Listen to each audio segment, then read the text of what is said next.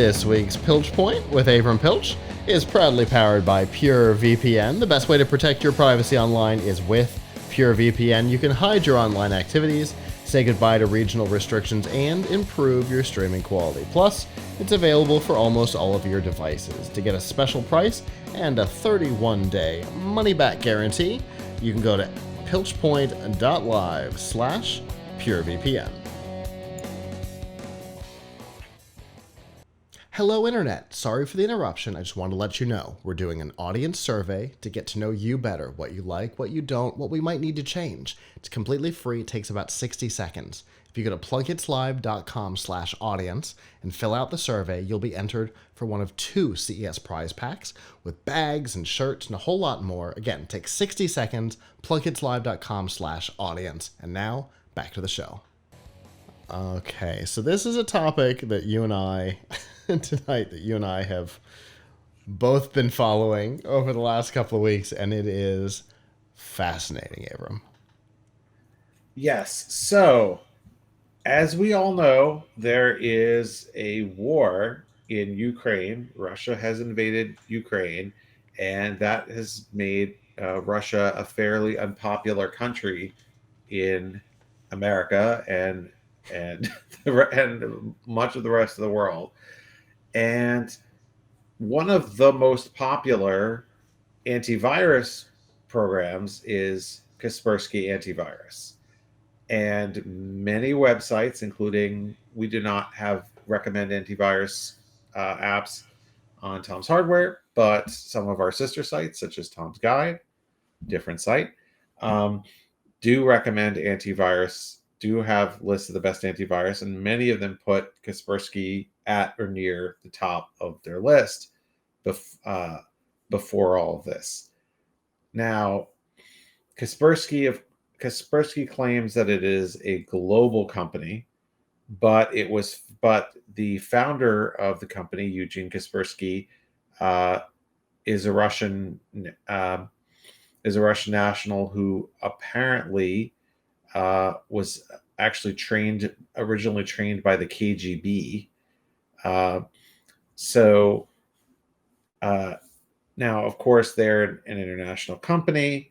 They claim that, while they have an office in Moscow, they have offices elsewhere. They do business with the Russian government, but they said we do business with other folks. And Kaspersky has been around for a long time. All of that being said, a couple of things have happened there have been a couple of very serious official warnings about using Kaspersky software. First one came from the German government, which advised all German citizens to uninstall any Kaspersky software. Then, just a couple of days ago, the FCC, and by the way, this was a revelation to me because I did not know the FCC had any say in this kind of thing. It's the Federal Communications Commission, so what does that have to do with antivirus? Came out and said that they consider Kaspersky to be a security risk, and that any company with a government contract cannot spend their government money on Kaspersky products, which is not the same as a ban or anything. However, you have the federal government saying we think this is a risky product. They have not, banned the sale of it or something, but they're saying they think this is a risky product. Now, obviously, Kaspersky denies the allegations, and really the allegations aren't based on a particular piece of evidence, which, by the way, reminds me a lot of what happened with Huawei, and I believe also ZTE, right? Mm-hmm. Where the U.S. government decided, hey, these companies are dangerous because they are associated with the Chinese government. They could spy on you and we'd never know it because there could be some kind of backdoor for the Chinese government. So, we're banning the sale of these, but they never gave an explanation. Now, it's a similar situation with Kaspersky. Nobody nobody, not even the government, is actually saying we've found evidence that Kaspersky is spying on you or is planning to help Russia do a cyber attack or anything like that. But the fact that they have ties to the Russian government, are, arguably a Russian company, certainly started there and have a big office there, and the guy who's CEO and founder is, from there. Um, makes it possible that the Russian government could come in and, demand access to the code and do something. So there's never been evidence of that happening in the past. But now that we are in a heightened state of conflict with Russia, it this is advice that people are giving. Now, on the flip side, this is a controversy. One of, as I said, one of our sister sites, Tom's Guide. Please do not confuse them with Tom's Hardware. We were both formed by the original Tom, but they are the Best Buy to our new egg. We are different sites with different staffs, but they sit near us anyway. They decided to keep, so far, Kaspersky Antivirus on their list of best antivirus. They moved it down from number 1, so it's not the top pick on the page, but they've decided to keep it on their list because they still think it's a good product, even though there are some security warnings about it. Now, I should also say that our parent company, Future, which owns both of our sites, has quote unquote demonetized Kaspersky, where a lot of things that we have on our sites have affiliate links on them, and there were affiliate links on some of these sites to Kaspersky, and they've taken off the affiliate links. So if we're recommending Kaspersky, we are absolutely not getting any compensation if people decide to click through and buy it or go look for it and buy it, but they're still recommending it. So sitting near those folks, I talked to them, and they said, well, this is kind of our compromise position, because we don't think there's not enough proof for us to say that this is per se dangerous. We liked it; it was our favorite security software, and that is that. Now, my opinion on this is, and there's another angle to this too, which is that you may feel like in buying Kaspersky that you are doing business with a Russian company, although again, Kaspersky disputes that it is a quote unquote Russian company. And obviously there's a lot of appetite in the West not to be seen doing business with or giving money to Russian companies. But as for the more important security question, like if you have Kaspersky on your computer now, should you uninstall it? I don't know what to say. I feel like I would. But there's not really a good reason to say that, except that, there's not really any positive looking evidence to say that, except that, hey, antivirus software, security software has the most access to your computer's sensitive information, has very privileged access to your data, to your computer.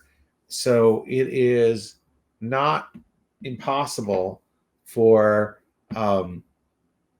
say, the Russian government to somehow, get its claws into this company that they are very close with, and may actually be able to force them, Kaspersky, to do its bidding, and then put some kind of backdoor in there, or some kind of malware in there, and use it for some kind of nefarious purpose. Now, if I, of course, am sitting here as an individual what nefarious purpose can Russia, the country of Russia, do with my computer? Well, it could turn it into a bot. It could use it to spread viruses to other stuff. Uh, even if I personally am not, a CIA agent or something and don't have any like sensitive government information on my computer, which if I did, I wouldn't have Kaspersky on here, right? Because I would have some kind of lockdown government computer for it, right? But still, it can be dangerous to you. So, out of an abundance of caution, I wouldn't run it. Also, by the way, there's the ultimate question, which is, how badly do you need a third-party antivirus that costs, $30, $40, $50, when you could, if you're using Windows, it comes with Windows, with antivirus built in, which, may not be quote unquote as good, but we certainly know where Microsoft is from. The federal government feels very comfortable giving contracts and working with Microsoft, and it's kind of you never have to worry about it. So, so I don't know. What do you think, Scott? Do you feel like Windows built-in antivirus is good enough? For a very long time, it's been kind of my personal only solution. But I'm also incredibly careful about the things that I do. Of course, we can all get tricked, all get hit by something, but I'm always extra cautious because, while I may not have government secrets on my computer, I do oftentimes have secrets, right? So I'm overly cautious. There's client stuff and whatever. So I'm always cautious. My interesting position on this is that my position hasn't changed.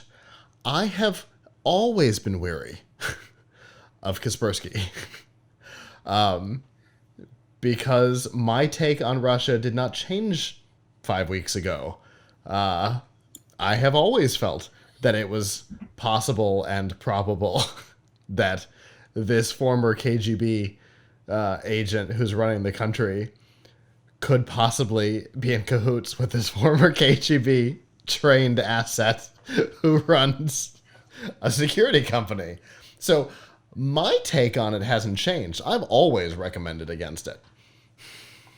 Yeah, I mean, I don't know. It just seems like kind of a waste of money. And then a lot of the things that people get for having their Kaspersky, for having the higher packages are things like, a more secure browser, or, all kinds of things to kind of protect you from phishing, or Sure. Backup software, which you can get elsewhere. So, I mean, but whether putting aside the question of whether or not you need to spend the extra money on an antivirus package or third-party security package on top of what comes free with Windows, like, this is one you don't need. And honestly, the security business has to be a reputation business, right? Mm-hmm. Like, if you can't trust, if there's an iota of doubt about it, then I think it would be very wise not to do it. And I think that's what all the governments are saying, is like, we don't know for sure what is going on here, but we know, but we know that there's we know that there's been cyber attacks that have come from within Russia towards the US, including to our critical infrastructure. We know that there have been other computer-based attacks towards the West, all coming out of Russia. Why wouldn't they do the easy one? Because those were all way more complicated than, government pressure in a already kind of scary country on one or more of the citizens, and it doesn't have to be the founder, right? You don't know that there's not a Putin stooge somewhere inside the company that's unrelated, and Kaspersky himself may not even know that it's happening. Yeah, right? exactly. Because that's the It's just environment too. we're in right now.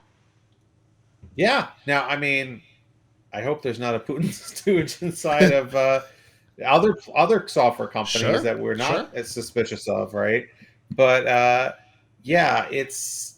I mean, there's PC Mag had an article up saying, hey, by Neil Rubin King, J. Rubin King, dated March 16th, where he says that, hey, you know, uh, Google would catch or somebody else would catch hidden like Google Project Zero would catch it if there was some kind of hidden malware in Kaspersky.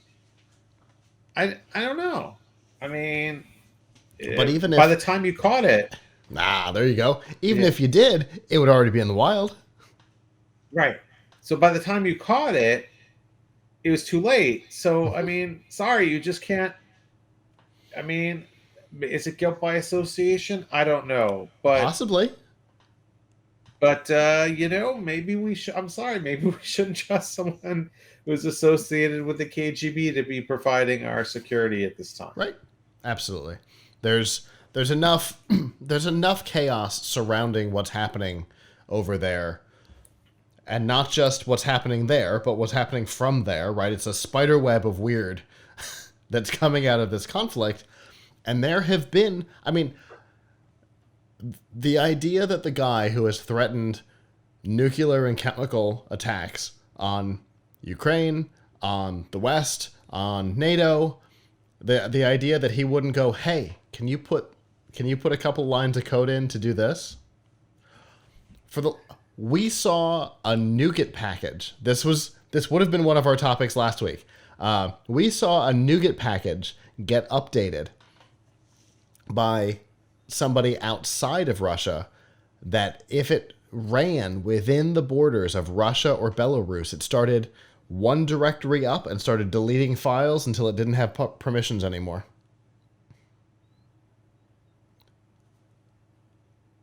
Just on random people because they happen to be in Russia.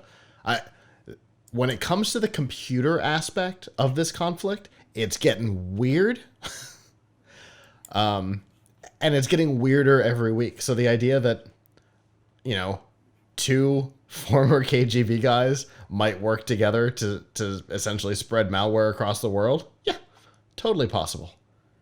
It's the least Yeah, weird possibility when it comes to things that plug in this conflict. yeah. I mean, it would be suicide for his business Of for course it would. sure. But But not doing what Putin says can be suicide for you.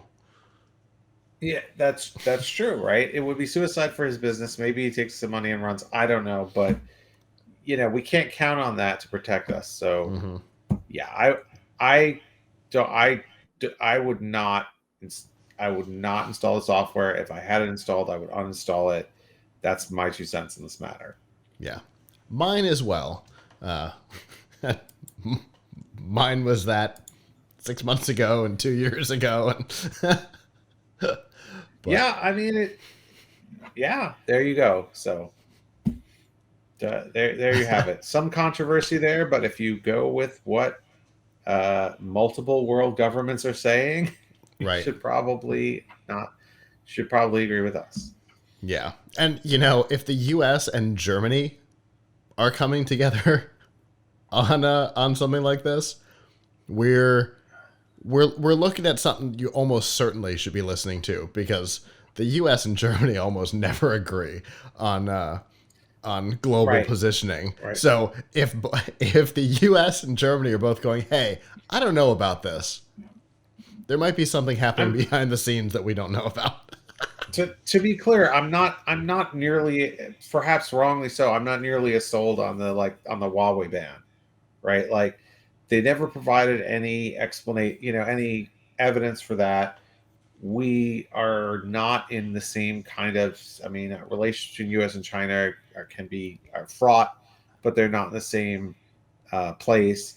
And so much of our stuff is made in China that it's kind Mm-hmm. of hard to say, like, just going to stop using electronics that are from Chinese companies. So, uh, so In I'm not in totally sold on fairness, that In fairness, the Huawei and ZTE ban existed under both a Democrat and a Republican president, which has always suggested to me that there was something behind the scenes that they weren't talking about. The phones were banned for government purchase and use in a government building under Obama, and Trump just added infrastructure hardware to the ban, which suggests to me that there's probably something outside of our view that was known or believed. Because, again, for Obama and Trump to have agreed on something, it's even crazier than the idea of the U.S. and Germany agreeing on foreign policy. Right. Fair enough. That's always been my position on that. If those two both agreed on something like that, that makes me a little queasy. But again, like you said, no evidence was provided for ZTE. No evidence was ever provided for Huawei. No evidence has ever been provided for this. But they all make my stomach do a similar thing. Yeah. And that's kind of okay. That's okay enough. Yep. So, this isn't exactly Tom's Hardware's space, but have you guys done anything on this topic? Yeah, I mean, we've done a couple of articles about the news of this, but I figure it was a good topic to discuss, because there seems to be some controversy around it, although the answer seems pretty clear to me. And public service announcement, I recommend uninstalling it. Agreed. So, where can people go to find your news and, of course, all the other stuff? Tom'sHardware.com, of course, and at Tom's Hardware on Twitter. Fantastic. Well, great conversation. A very different topic than we usually do in the Piltch Point. Kind of almost back to the old days before you came on as the permanent co-host of F5 Live. And I really enjoyed this because it's a weird thing that, most people don't think about, right? We live in this space. We see the little oddities all the time, and you think, oh, well, that's from where? Ooh, that's interesting. But most people don't think about where things come from, or oh, it came pre-installed on my computer. Maybe, I don't know if they do that, but people don't think about that. So it's an interesting topic, and like you said, there's a lot of controversy around it right now. I don't mind putting my stamp on that position, because I've been saying it for a couple of years. But yeah, I appreciate it. It was a good topic, and I always appreciate it. And I look forward to what we talk about next time.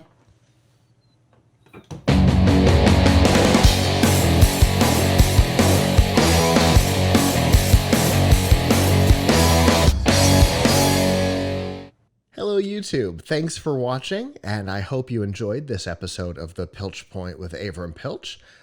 If you did, please subscribe to our channel, and of course hit the notification bell, since subscriptions don't mean much on YouTube anymore.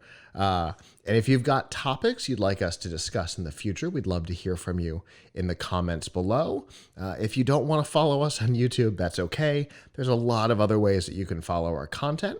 You can find all of that by going to plughitslive.com/subscribe. There you'll see all of our shows and all the different ways that you can watch, listen, and follow along.